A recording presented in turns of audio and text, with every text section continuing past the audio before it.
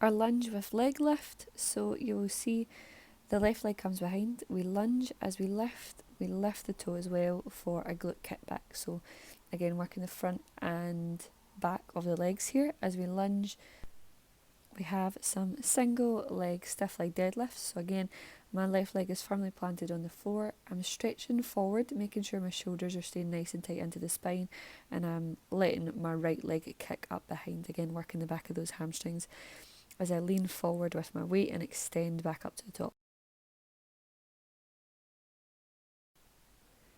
Air squats here.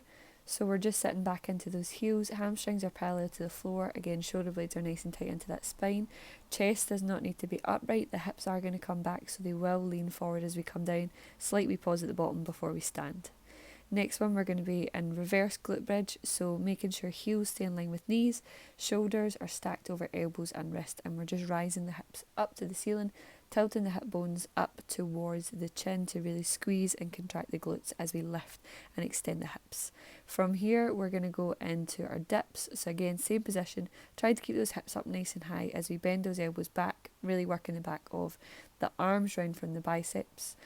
We're keeping the elbows in nice and tight on that one. Next one, we're going to pull through. So again, going from reverse tabletop position, we extend and push those hips back. Keep that chest up nice and high here, trying to keep that bum up and lifted off the ground as we do so.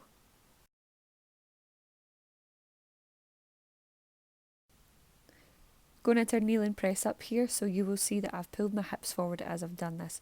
So my hips didn't get left behind. I lower chest and thighs at the same time.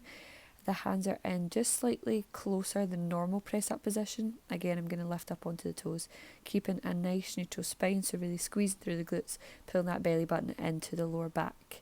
Next one we're going to move on to is our pike pull through. So we're going to start in that plank position nice and high, shoulders stay stacked over elbows and wrists, and we push through into that pike position. Toes stay exactly where they are as we lift those hips all the way up to the ceiling.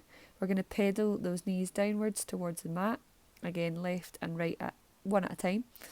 We're going to make sure, again, belly button is pulled through into the lower back, and then we're going to repeat the same again, but with both knees. The toes don't move, just the knees, they bend down as we lift and as we stand back up into that nice high plank position. Going on to our opposite elbow to opposite knee, so left elbow is coming across that right knee that is stacked over the left leg. We're just trying to bring that elbow as close as we can to the inside of the knee, twisting with the torso.